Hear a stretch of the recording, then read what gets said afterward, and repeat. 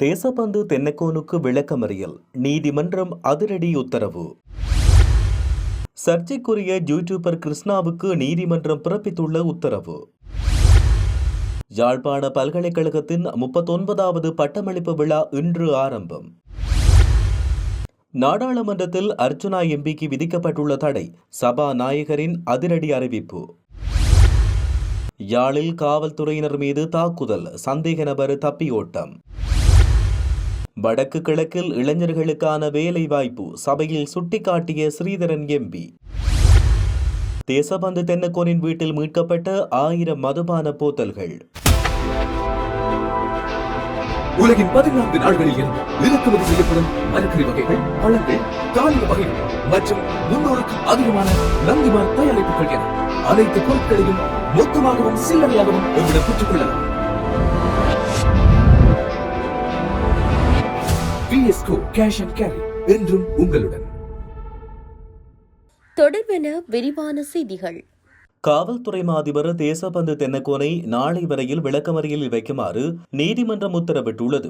மாத்தறை நீதவான் அருண புத்தசாசவிற்கு முன் வழக்கு விசாரணைக்கு எடுத்துக் கொள்ளப்பட்ட போதே இந்த உத்தரவு வழங்கப்பட்டது.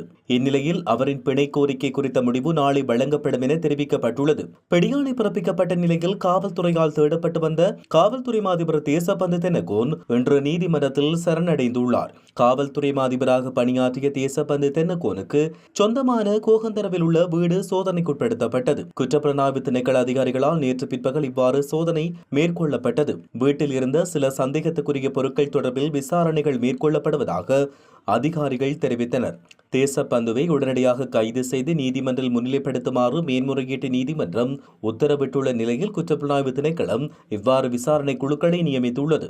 இந்த நிலையில் தேசபந்து தென்னக்கோனை கைது செய்வதற்கு இதுவரையில் அமைக்கப்பட்டுள்ள காவல்துறை குழுக்களின் எண்ணிக்கை 6ஆக அதிகரிக்கப்பட்டமை குறிப்பிடத்தக்கது. யாழ்ப்பாணத்தைச் சேர்ந்த யூடியூபர் கிருஷ்ணாவை எதிர்வரும் ஏப்ரல் மாதம் 2ஆம் தேதி வரை விளக்கமறியலில் வைக்குமாறு நீதிமன்றம் உத்தரவிட்டுள்ளது. மல்லாகம் நீதிமன்றம் இன்று இந்த உத்தரவை பிறப்பித்தது. குறித்த யூடியூபர் தொடர்பான காணொலியொன்று அண்மையில் சமூக ஊடகங்களில் வெளியாகி சர்ச்சையை ஏற்படுத்தியிருந்தது. இந்நிலையில் குறித்த யூடியூபர் கடந்த மாதம் 9ஆம் தேதி பண்டத்தரிப்பு பகுதிக்கு சென்றபோது சில்லையூர் இளைஞர்களால் மடக்கி பிடிக்கப்பட்டு இளவாலை போலீசாரிடம் ஒப்படைக்கப்பட்டார். விசாரணைகளை மேற்கொண்ட இளவாலை காவல்துறையினர் கடந்த 10ஆம் தேதி அவரை மல்லாகம் நீதிமன்றத்தில் முற்படுத்தினர். இதன் பொழுது குறித்த யூடியூபரை இன்று வரை விளக்கமறியலில் வைக்குமாறு நீதவான் உத்தரவு பிறப்பித்தார். இந்த நிலையில் குறித்த வழக்கு நீதிமன்றத்தில் இன்று எடுத்துக் கொள்ளப்பட்ட போது எதிர்வரும் மாதம் 2ஆம் தேதி வரையில் மீண்டும் விளக்கமறியலில் அவரை வைக்குமாறு நீதவான் உத்தரவு பிறப்பித்துள்ளார். யாழ்ப்பாண பல்கலைக்கழகத்தின் 39வது பொதுப்பட்டமளிப்பு விழா துணைவேந்தர் பேராசிரியர் ஸ்ரீ சர்க்குணராஜா தலைமையில் இன்று ஆரம்பிக்கப்பட்டுள்ளது. மரபார்ந்த பண்பாட்டு அணிவகுப்புடன் நிகழ்வுகள் ஆரம்பிக்கப்பட்ட நிலையில் பல்கலைக்கழக விரிவுரையாளர்கள், அலுவலகர்கள், பேராசிரியர்கள் மற்றும் பீடாதிபதிகள் அணிவகுத்து வர கொடி, குடை, ஆலவட்டங்கள் சகிதம் விழா அரங்குக்கு வருகை தந்த துணைவேந்தர் அமர்வுகளுக்கு தலைமை தாங்கி பட்டங்களையும் பரிசல்கள் மற்றும் தகமை சான்றிதழ்களையும் வழங்கினார். இன்று முதல் எதிர்வரும் 22ஆம் தேதி வரை 13 அமர்வுகளாக நடைபெறவுள்ள இந்த பட்டமளிப்பு வைபவத்தில் 3920 மாணவர்கள் பட்டங்களை பெறவுள்ளமை குறிப்பிடத்தக்கது. யாழ்ப்பாண பல்கலைக்கழகத்தின் 39வது பொது பட்டமளிப்பு விழா 19ஆம் தேதி புதன்கிழமை முதல் 22ஆம் தேதி சனிக்கிழமை வரை 4 நாட்கள் 13 அமர்வுகளாக பல்கலைக்கழகத்தின் உள்ளக விளையாட்டரங்கில் நடைபெறவுள்ளமை குறிப்பிடத்தக்கது. அடுத்த 8 அமர்வு நாட்களில் நாடாளுமன்ற உறுப்பினர் ராமநாதன் அர்ச்சுனாவால் நாடாளுமன்றத்தில் முன்வைக்கப்படும் கருத்துக்கள் மற்றும் உரைகளை நேரடியாக ஒளிபரப்பு செய்ய சபாநாயகரால் தடை விதிக்கப்பட்டுள்ளது. இன்றைய நாடாளுமன்ற அமர்வின் போது சபாநாயகர் ஜெகத் விக்ரமரத்ன இந்த அறிவிப்பை வெளியிட்டார். அர்ச்சுனாவால் நாடாளுமன்றத்திலும் அதற்கு வெளியிலும் தொடர்ச்சியாக முன்வைக்கப்படும் வெறுப்பு பேச்சுகள் மற்றும் விமர்சனங்களால் இனங்களுக்கு இடையிலான நல்லிணக்கத்துக்கு பாதிப்பு ஏற்படுவதாக சபாநாயகர் சுட்டிக்காட்டினார். அத்துடன் அர்ச்சுனாவின் வெறுப்பு பேச்சுக்களை கன்சாட் பதவியில் இருந்து நீக்குமாறும் அவர் பணிப்புரை விடுத்துள்ளார். அர்ச்சுனாவால் நாடாளுமன்றத்திலும் அதற்கு வெளியிலும் தொடர்ச்சியாக முன்வைக்கப்படும் வெறுப்பு பேச்சுகள் தொடர்பில் உரிய நடவடிக்கைகளை மேற்கொள்ளுமாறும் எனக்கு பல கோரிக்கைகள் விடுக்கப்பட்டிருப்பதை இந்த சபைக்கு அறிய தருகிறேன். குறிப்பாக இந்த உயரிய சபையை பிரதிநிதித்துவப்படுத்துகின்ற மக்கள் பிரதிநிதி என்கின்ற வகையில் உரித்தாகி இருக்கின்ற சிறப்புரிமைகளை பயன்படுத்தி இந்த சபைக்கு வந்து பதிலளிக்க முடியாத தரப்பினர் தொடர்பாகவும், இந்த சபையை பிரதிநிதித்துவப்படுத்துகின்ற மற்ற நாடாளுமன்ற உறுப்பினர்கள் தொடர்பாகவும் மற்றும் பல்வேறு வெளி சமூக அமைப்புகள் மற்றும் சமய அமைப்புகள் உள்ளிட்ட பல்வேறு மக்கள் குழுவை இலக்கு வைத்து மிகவும் கீழ்த்தரமான வார்த்தைகளை பயன்படுத்தி அவர்களுடைய தனிப்பட்ட வாழ்க்கையை பாதிக்கக்கூடிய அவதூறான கருத்துக்கள் தொடர்பில் அதிருப்தியை வெளியிடுவதாக அவர் தெரிவித்தார்.